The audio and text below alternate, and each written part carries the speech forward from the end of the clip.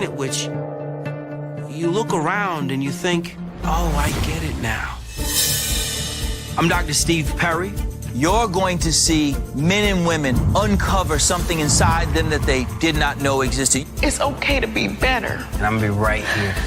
It's not always gonna be nice, it's not always gonna be sweet. You're talking like a grown man, but you're living like a boy. But it is gonna be real. This is Breakthrough. Sway in the Morning, Shade 4-5, ladies and gentlemen. And he's here.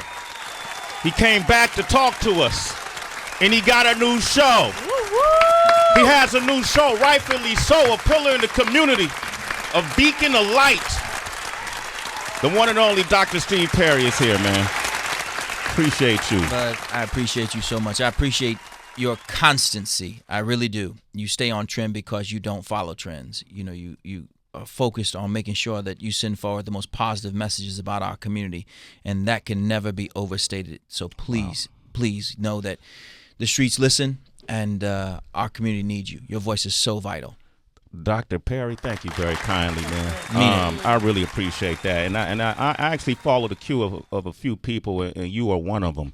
And I was having this conversation with Kelly Kincaid over the weekend because we were in Oakland. Literally just got back. And we were talking about R. Kelly. Right. Because, you know, man, I almost felt bad, man, just to keep it 100. I was at conflict with myself about how I've dealt with this whole R. Kelly situation because even when he married Aaliyah, you know, I cringed. Right. But you know, I didn't know all the details. This was early on. Yep. I thought her parents were involved. I didn't know what the situation was. So, and then when it came out, it was like, wow, that was pretty bad. When he got charged, when the first videotape came out with him having sex with the underage girl, and it was question of whether or not it was him or all these different things. And everything was so convoluted, but I remember it was my job to go to Chicago and cover this case. And every day I was in there covering this case with R. Kelly, and I'm sitting there, I'm just twisted like, damn, can this really be true? Right. Like, is all this stuff, like, that's so diabolical and evil, but then you, just like the documentary, when you sit and talk with the dude, it's something totally different, so it throws you off. Sure. That's my ignorance, you know, and that was, you know, a lack of information, even knowing how to deal with. I don't know if that's ignorance. Well, I think that I don't think that's ignorance, and I appreciate your introspection. Mm-hmm. But the fact is, we as black men want to avoid jumping to conclusions when we hear a brother did something. Yeah. Yeah. Absolutely. Period. Yeah. The first thing we say is, I don't know. Mm-hmm. Because we've seen in this justice system that so many of us have been thrown under it, that we don't want someone who we feel an affection towards to become just another victim of the system. And so it's more complicated than just because we heard some things that we accept them as the truth. Now, there does come a time when the people around and the drumbeat becomes so loud that you just have to accept that somebody who you have an affection towards has done something truly diabolical and disgusting. Yeah. And you got to make a decision, not you as in you, Sway, but a person who does have firsthand account of this information has got to make a decision that this is not cool. And that's what's toughest for me, is to know that this was literally a criminal enterprise. Yeah. That is currently underway, if we believe what's been said in the documentary, because you know, we're hearing one side at least. We're hearing one side, but I thought, and I believe what's being said. Yeah, I do too. I'm not doubting those ladies at all. Nah. And you said something really interesting, because I was in a debate with. Over the weekend about the same thing, and I used Kelly Kincaid brought this to my attention. Your perspective, you said on Twitter, folks, this is an easy one. We don't support sexual assault, rape, and sexual relationships between adults and minors. There is no gray. How the child dresses, what they talk about or say they want to do are all irrelevant, as they do not make a sexual relationship with them legal. Right. It's hard for me not to get emotional, to be completely honest with you. I'm going to leave here and I go to our school in Harlem. I was in our school in Bridgeport this morning already. I got little girls there, and I got little boys, so I don't want you to think that this is just a gender issue. Yeah. There are kids right now who some bastard, some maniac, some sick individual has them thinking that it's all right for them to do things. I've had situations in which a little girl, and they're all little girls. They like, come on, man, damn, it's a little girl. If she's in high school, she's little. Like, get over that. Yeah. Like, for real, get over that mess. Like, she is not, like, she's not of age. Right. She's not of age. I don't care how big her behind is, whatever. She's not of age. She's Say a that. little girl. And he's a little boy. He's a little boy. I don't care how big he looks and strong he looks. He is in high school. He is a little boy. Get over yourself. But I've had instances in which a little girl was involved in a sexual relationship with a grown man. And I know him to be grown. The child says something to me that she was involved in this relationship. I mean, she was being statutorily raped. I should use the right terminology. She was being statutorily raped by this adult. And because of the way the laws are written, I couldn't get this dude prosecuted because the girl said, you know what? I'm not doing it. I'm not going to snitch. I'm like, come on, babe, please. This is not, it's not snitching. What he's doing is not okay. This is terrible. Please. I begged her and her family, but because of the way the laws are written, if she doesn't testify, similar to what we saw in the R. Kelly situation, then he walks. He walks. Now, I pose this. If the child were incapable of speaking, if it were a 1 or 2 year old and could not speak, and we had evidence, then we would just move forward as if we got the evidence. You know what it is. You did the rape kit. You found what it is. There is the evidence of that. As a result of that, let's move forward. But the way the laws are written, there's something implicit in the laws that these kids are young, but they're still not that young. And there's a belief that there's a monicum of consent or the capacity to consent because you can speak for yourself.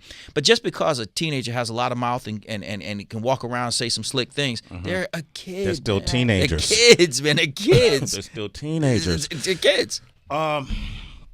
So one of the things I wanted to accomplish by having you here is okay. So we can't hide this no more. We know this is happening in our communities. We know this is happening in our homes, in our families, at our schools. I want to talk. I want to protect our youth. How do we protect them for this kind of behavior? How do we prepare them for predators that may come about? How do we? I get the question, You know what and I mean? I do. And let me say something to you because I'm gonna. Here, I was a victim of sexual assault when I was younger. Never said that publicly. Sorry to hear that. Never.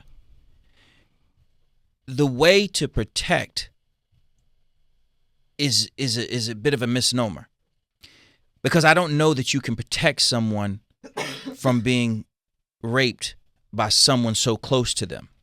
In many cases, parents, step-parents,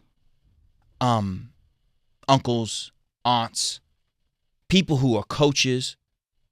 These are people who everyone trusts, pastors, nuns, anyone who has the public trust. It's very hard to protect someone from it happening. It's like, how do we stop kids from getting stuck up on the L getting here? Yeah. Okay. I can't. Right. Like I don't know how to do that. I know it's I don't want you to hear me to say that we shouldn't try still, but it's a crime. We don't think of it as sex. Just take the idea. It's assault. If you were to punch a child in the face, there's no way to stop somebody from punching a child in the face. It's a violent act that is used as sex, but it's a violent act. Sex is the weapon that's used, but it's still a violent act. It's an act of violence. No different than robbing or sticking somebody up. First of all, I appreciate you being so candid and transparent here on this show. Did you have anybody you could go to and no talk one. to? I'm a boy at that time. If I go to somebody and say it, first, because of the way in which it happened, if I told someone it happened, it'd be like, "Oh, you a faggot." but I'm not. Oh, you a homo, but I'm not. Well, why'd you let him do that to you? Well, what are my options? Right. I would have fucked that mama. He did that to me. You wouldn't. Because it's never presented that way. It's presented as something that's good for you. Yeah. It's presented as something that if you do this, it's good for you. Like it's a way for us to bond. And if this is a person who already set you up for that, you're there. Once you're there, you don't think, nah. There's something inside that you're like, I don't know. This don't really feel it. No. And then it's followed up by the secrets and all the other parts. In the 70s, I mean, there is not a 2-week period in our schools that goes by that I don't have a child come forward who has been sexually assaulted. There's not 10 days among the thousands of kids that we have in our school that across 2 states that doesn't happen. It's just all the time. Yeah. So what we work to do is let children know that thing that you're feeling that feels like it's wrong, it is wrong. Right. It's wrong. And the thing that we can do is to create a space of trust for them so that they know that you can and must talk to me. You can and must. So that means you have to check in on kids all the time and see how they're doing because kids want you. On one level, kids are really good at keeping secrets, but on another, they're terrible at it. They actually want you to ask them questions. They want you to tell them what's going on with them. They really do. I empathize with anyone who's been in that situation, and the truth is, every single one of us loves somebody or admires somebody who's been abused and or sexually assaulted. Right. Every one of us in this room. I don't even know that you could effectively collect the data to be able to find out how many people have actually been sexually assaulted. But Dr. Perry, I feel like that empathy expires when that child who's been sexually assaulted and remains mute throughout their life becomes a grown-ass adult, such as R. Kelly, who was assaulted for quite a long time, and then enters that cycle and assaults all the other younger women. And we completely criminalize him, which I understand. But then that means we take away that factor of rehabilitation, which we would have offered if he was younger.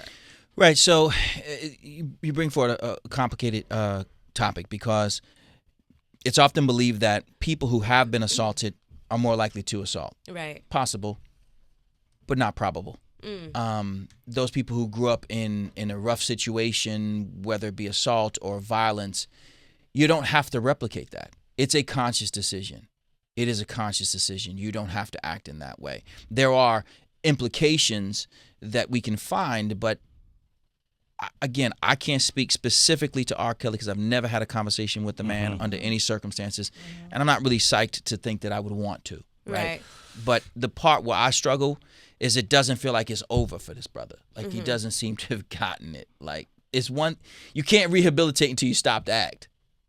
That's true. But if you don't have an environment that, brings up mental health awareness, which looking at his age and how it's taken a while for a lot of black men to embrace that. Yep. And then you put him in an environment that glorifies it, called, the music industry. Called rap business. I don't know nobody. I don't know that any environment it's necessarily. a horrible recipe. I don't know the environment is co-signing that. He built that environment. That brother created that ecosystem. Yeah. He created a space where people will co-sign his foolishness. Each one of us makes a decision, and the best, most successful people I see surround themselves with that person who checks them, right? Everybody has that phone call. Heather, you call somebody, and if you call the sister, she can be like, are you serious right now? Like, is that really what you're doing right now? You know she's there. You know that brother's there. I don't hear, he doesn't sound like he has that as a backstop. It doesn't sound like he has somebody to tell him stop, who he'll listen to. These are conscious decisions. This is not a compulsion that he had to do. Presuming you don't have to beat women up. I mean, who hasn't been mad at their spouse? You ain't got to beat her up. It's like there's like a lot of distance between being mad and jump choking her. Like you ain't got to go that far. There's a. I'm not making light of as much as I'm saying. Yeah. It doesn't. Everyone has had feelings. Yeah. You don't have to act on every insane feeling you have. Dr. Steve Perry, Breakthrough with Dr. Steve Perry, premiering today on Fox stations. One of the reasons why I wanted you to come speak is couple things that I noticed happened. You said when you talked about people co-signing, people being compliant around him, all these folks that helped him create that ecosystem that he had, and then also our mentality on it. Chance the Rapper really got ringed over the weekend because I think he was being really honest when he did a collaboration with R. Kelly, and he said he made a mistake, and he dug deep inside and was honest with himself. I'm paraphrasing, and said maybe through indoctrination that I've had through the education and the mismessaging over the years, I devalued the voice of young black girls. I accept that too, because all of us were like, Well, you can't win. See, this is the problem. Social media is just too much, man. Yeah. It's just too much. You can't be right. You can't be wrong. Yeah. I mean, everything you do is problematic for somebody. Exactly. And I believe you have to check the man's heart. I hear Chance saying, look, I messed up. Like, if he hadn't said he messed up, then people would have stuck him for that. He says he messed up, they stick him for that. Like, I mean, so what I recognize is to thine own self be true, right? As Shakespeare said very eloquently. We all have grown up in this country, and I remember I was selling books literally out of the back of my car when that video came out, the sex video. The sex video, and I was at we got vendors everywhere, right? We'll put a vendor in it's a black event if you got vendors, right? So I'm out there hustling books out in Newark, and people are selling the video. Wow. Yeah. Like I'm not alone. Like they were selling the video, right? You know what I'm talking about. I'm not making this up. They were selling the video like selling the video like it was DVDs. I got a mixtape. Yeah. I got a mixtape. I got the R. Kelly video. I got what I mean? Like it was they were just selling it like it was a video to be watched. No one thought if in fact that person in there is 14, you just bought child porn, exactly, you idiot. Bro. Yeah. Like, what are you doing? Yeah. Are you trying to go to prison? That's illegal. Back to what Chance was saying, because I have a beautiful black daughter, and it's true. Our women's voices have been muted. It isn't taken as seriously as it should be. And ironically, I think that's because they're the most powerful species on the planet. If you empower and embolden them, what happens next? Who disagrees with that? Okay. How do we, moving forward, do that and reverse this whole mentality we have on our young girls, black girls, and women who are speaking out? One of the things we have to do is we have to start with checking a lot of their fathers who have not been around. You can't keep putting children into the world and just letting them into the wilderness by themselves and letting their mothers do this alone. Generation after generation after generation. I mean, we're at a point now where we've already passed the point of no return. We're in a bad space as a community. And I can almost guarantee when I call home to speak to a parent, I'm going to speak to a woman. It's going to be a mother. It's going to be an aunt. It's going to be a grandmother.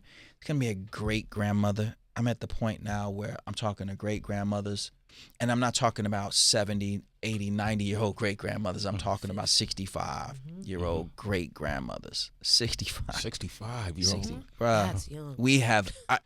I'm coming to you from the front lines. I'm telling you what it really is. If you are not afraid of what's coming, then you have no idea what's coming. It's that bananas, what we're seeing now. We need men to re-enter their children's lives. Everybody ain't locked up. To hell with that. That ain't everybody. Some cats are just gone. Like, just gone, but in plain sight. Right. In the same borough. Yeah. Like, damn. Like, same deli. Right. Literally. Literally. You eating at the same deli as your kids, and you're not even, like, I don't understand how a man could man or woman, whoever is leaving a child, I don't understand how a person could lay their head down at night. I don't understand how food could taste good knowing that you have an entire human being who is your child, who is existing in the world without your care. Specifically, though, when we think that that woman could take care of this baby by herself, that woman could take care of this 14-year-old boy by herself, when we keep putting that much on her, what we're doing is devaluing her by saying that she doesn't deserve the support. We're not exalting sisters. We simply are not. We make a big deal out of Mother's Day. Yeah. We make a big deal out of Mother's Day, but then what about the other 364 days of the year? Right. It's not cool. Not cool. Dr. Steve Perry is here, man. I'm opening up these phone lines, 888-742-3345. Kevin is in Cleveland. Good morning, Kevin. Hi, Kevin. Hey, Kevin. Good morning, everyone. I just want to say I love the show. I love everybody on there. Thank the doctor for coming, and I'm glad you guys are touching on this. I just wanted to say that I agree with everything that the doctor has said, and I think how we need to move on from this. I mean, how we can move on from this and how we can kind of like cure this is to stop blaming the victim. Mm-hmm. I mean, so many people are scared to come forward because we're judging them and we're blaming them. You should have never been there, or why were you there? Why were you talking to him or her? Or, why are we blaming the victim instead of blaming the person that did it? And people are blaming these young girls and these young girls' parents instead of looking at R. Kelly, because he's the one that's actually doing it. He's treating these girls and training them like dogs, and making them dependent on him. Stockholm Syndrome is real, and if people don't know what that is, research it. And that's all I wanted to say. Thank you. Kevin, you're a citizen. A Sway in the morning. Damn. Yeah, look, it is that. Yeah. We as humans want to think that there's a logical solution. We want to think that if you don't do this, then this won't happen to you. Mm-hmm. Yup. That's not what That's not how it works. A criminal, Yeah. a criminal committed a crime. Yeah. Sure, there are things that we want to tell our children. There's small things that we can do that maybe diminish some of what could happen. So if your child plays at AAU or Little League or is in a dance troupe or something, maybe you shouldn't just let them go out across city lines, state lines with people who have no background checks or what have you.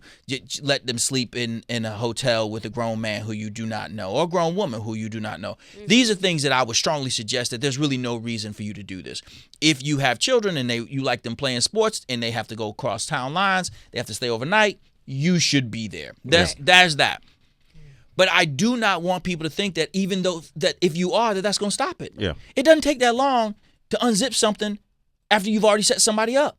Exactly. The setup, because it's a cycle. You're being fed into this. Even something that's important for parents to do, in my opinion, is de-glamorize, like, a celebrity. Right. Because the way R. Kelly would do, according to the documentary, go to malls, go to school, just be there and listen to what girls were whispering. Is that R. Kelly? Right. And then if he made eye contact with you, it would begin the process. Right. But what I would say is R. Kelly is R. Kelly. Most people are not going to encounter R. Kelly, but they are going to encounter a coach. Yeah. They are going to encounter a pastor. Yeah. They are going to encounter a parent. They are going to encounter a step parent.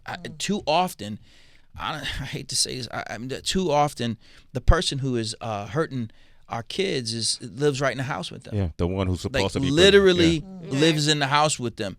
And it starts simply, oh, you play basketball, let me massage your leg for you because, you play basketball, I'm going to massage your leg. And you think, well, it's my dad or my stepdad, so, there's nothing weird about that. And then the massage goes higher than you feel, but he didn't start that way. The first time it was this, but it didn't turn into. What we have to do, the only thing that we can do is to train our children to anticipate.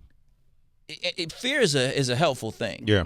And to anticipate, if it feels wrong, it's wrong. If you think it could, that's my cousin used to say, could be wrong, it's wrong. It's just wrong. And there's no other way about it.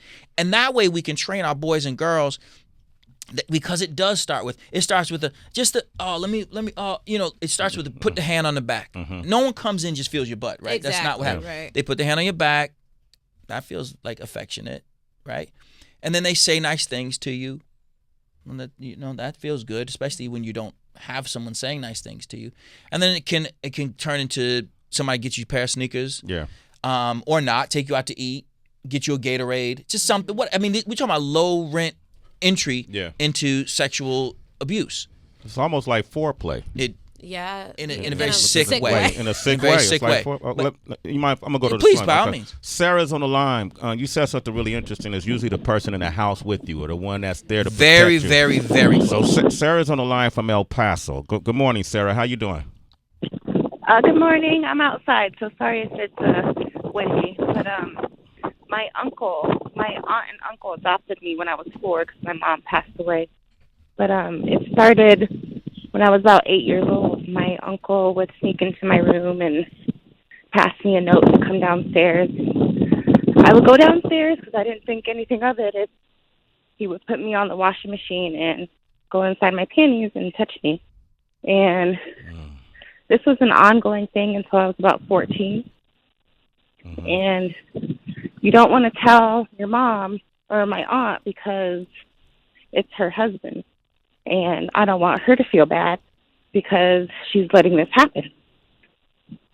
And he's a pastor, and he didn't think anything of it. And one day I told him that I didn't like it and I was going to tell. And he said, who do you think they're going to believe, me or you? Wow. Did he stop after that? I got more boisterous. So if I would receive a note in my room, I'd push it back in the hallway so everybody could see it. And if I had a... Did your family... go ahead. Did you ever notify the family or any family members, and how did they react if you did? I think my cousin, which was his son, kind of caught on to everything because I would have boyfriends that would come over that my mom knew, and my uncle would be really loud and say, I don't want him in the house. Get him out. On Christmas, this is one of the reasons why I don't like Christmas. I took a cup upstairs, and he didn't like that I was taking food upstairs to my room because I had just had a boy over the day before, and he was jealous. And he started arguing with my brother because my brother said, why are you arguing with her over a cup? And then they were almost going to get into it because my brother kind of knew what was going on. He kind of figured it out. But that's the only thing that they knew. And I had to go to therapy just because when you're a victim like that, sometimes you have urges. And I have 2 young girls now, and I've always taught my girls, you know, what their body parts were, the correct names of it. I have a husband, which is not my oldest daughter's father, but I said, anytime that you think that your dad or your stepdad or even myself are touching you inappropriately, I said, tell somebody. Even if it's me. If you think I'm doing something wrong, you let me know or you tell somebody else. Sarah, you're a very strong individual. Rock star. You are super courageous. I idolize God you, bless. and I appreciate you sharing that. And you're going to help so many people within the sound of your voice, Sarah. And you're a citizen. It's way in the morning. Okay, thank you for sharing that. Thank you. All right. Wow. People don't understand. Now, I had no connection to Sarah. As I said, someone in the house, someone who you trust. Yeah. That's the only way that person can get close enough to a child. Children, otherwise, they only travel with adults. You have to keep that in mind. Children typically only travel with adults. So if it's happening, it's got to be somebody who you're traveling with. Right. And I use the term travel, but you understand what I'm saying. Yeah. They're with adults. They don't have the capacity to go anywhere without adults. And so if you're with those adults, these are the people who have either been entrusted with you or who you have to trust. Why it's important to me that I'm clear about my upbringing and the circumstances that I went through is because I do not want people to think that it's got to break you down. It can also be an opportunity for you to stand strong and to learn from it. Sure. And to be able to support others. Dr. Steve Perry, Mike, you cool? Okay. I want to continue this conversation. And as often as you want. Okay, cool. I really mean that. I really mean that because I want to commend Dreamhampton. Yes. Yeah. Woo. Yeah. Man, you've given all of us a great education. Yeah. And I know she fought through thick and thin to get this thing completed. She's had death threats. She's had to go to therapy herself. She said it was so dark I had to go to therapy for myself. I can't even imagine, as a social worker, as somebody who's working with kids every day, it does take a toll on you if you have a soul. Yeah. To sit and watch someone go through what is the worst experience that a human can have. Because death there's a finality to death. Even if it doesn't make sense, there's a finality to it. But with sexual assault and rape, which are different, right? Sexual assault is non-penetration, rape is penetration. We need to make sure we understand the language when we're speaking to children and we're speaking to our friends that they are different. When someone goes through that, there's an element of what did I do to deserve this? how did I set myself up? What did I say? What didn't I say? What did I do? What is it about me that makes people think that this is okay? And in many cases, it's some of the things that the person says that should be accolades. Well, it's because you're so smart, you're so cute, you're so whatever the thing may be, that you begin to turn those compliments inward and they become self-destructive. And then you walk around wondering if this is something that I should covet, this attention. That's why many survivors of sexual assault become promiscuous. Because it becomes the currency that they use to get affection and attention, because it's what they're trained to do. It doesn't mean that you become an assailant, but it can mean that you become someone who can be more, we'll call it promiscuous, but has more partners than they maybe want to have. I don't know what a right number is. I don't want you to hear me saying that. But whatever it is, that you're with people and you do things that when you think about it, you're like, I don't even know why I did that. Like, I didn't even like that girl. You know what I mean? Like, it was just like eating Doritos at night before you go to bed. They ain't gonna fill you up. All they gonna you like there's nothing to it, but you just you done feel it, like right? crap after you just feel like you crap, but you just did it. What's interesting about that, though, is that's what happened with R. Kelly. Talked about that because he was sexually abused from the age of 7 to 14. And he talked about how it opened up his hormones in a way that he wasn't prepared for it to be opened up for. And so because he was sexually exposed at such an early age repeatedly over time, then you go into what you see in behaviors and patterns of where victims become the victimizer, right? And I believe that. And then the sexual promiscuity when it comes to that. And then also, too, he was in a household where his brother was also being sexually abused too as well. And so then when his younger brother came to him with his own story, R. Kelly didn't believe him. So that shut down the conversation. And so I think for me, I think that's why Sarah's call was so important, because it really goes to what needs to happen in terms of next steps within our community. We need to have a dialogue that's more nuanced than what we're having right now. To me, on social media regarding R. Kelly, it's so black and white right social now. media but is the wrong place to have any meaningful conversations. This subject of the material, and then really it goes to cult of celebrity, right? And so there's a difference between, to me, and Tracy, you were touching on this, cult of celebrity, what we allow and give permission and cover for our celebrities to do what they do. We would normally not give that cover to an average person, right? But you wouldn't fly your daughter from Florida to Chicago to meet with a businessman and stay with that businessman for a full summer. Well, I say, and I caution you against that, and that's what I'm saying, and that's what I'm saying.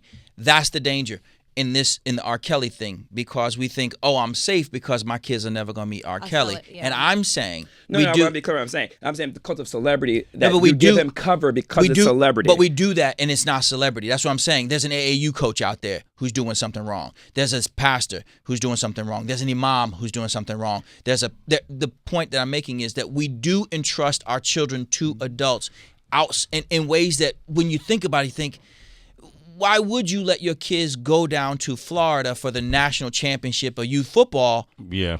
Right? We've all heard, right? They're all down there, and there's only 4 adults. I totally agree with you. Only thing I'm saying, the nuance of celebrity versus power and those who are in position of leadership, because if you travel on the AU team, there's more people, right? Whether it's your teammates, whether it's other coaches, but to fly solo. But even still, and I guess what I'm saying is it's the same thing, whether it's the AAU team that goes as a team, or it's this guy who says he's going to help you get put on, take you over to a singing competition in New Jersey. You live in New York, it ain't no thing. They just going to take the train together and they'll be back.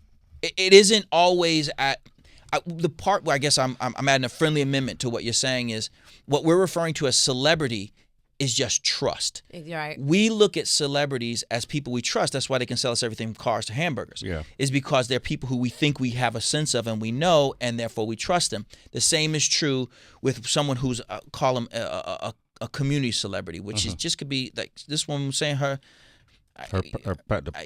pastor who's her adopted father. These are, whether or not we keep this in mind we have to keep this in mind. We have to keep in mind that we subconsciously are allowing ourselves to put our children in danger. And I say subconsciously because no one thinks, people tend to think about life from their own perspective. You think, I would never do anything with a child, so if you send a child with me. I mean, I had 5 kids at my house all weekend that are not my biological kids. I have 2 sons there. Context makes sense, right? Yeah. Okay, I have 2 sons. I work in education. I got kids around me. That makes sense. But to your question about how are you helpful, one of the things that I think that may have been missed by some people when listening to the R. Kelly or watching R. Kelly doc is that people were saying, why is he around little kids? Mm-hmm. If you have sense enough to ask the question, then say something about it, man. Mm-hmm. The way to really protect our kids is all those people around him. Like, God damn, man. Yeah, what are y'all doing? The like, assistants, the security guards, not just the woman who was like, I was with him and the girl, They right? gave him cover. I was with him and the girl. I thought she was 16, but you know the 16 ain't fresh either. Like that ain't cool. That was wild. Like I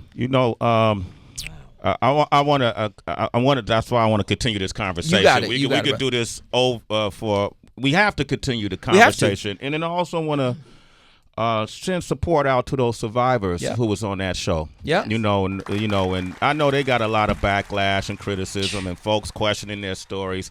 Screw all that. Well, support to those survivors who got out and told those stories, man. And who don't want to always be known as a survivor. Yeah, who just who went through something. Yeah, they came up over the top, and now they want to live their life. They want to live their lives.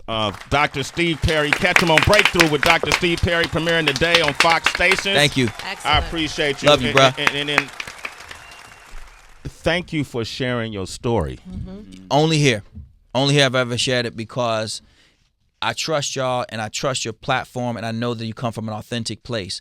I have never shared because I never wanted to be seen as that, and as all these other, the politicizing of these issues has been really sickening to me. To watch people to try and turn this into a way for them to get more directorial gigs or to move up in the corporate ladder, and to conflate situations that are happening at work. Somebody saying something slick to you with literally being raped.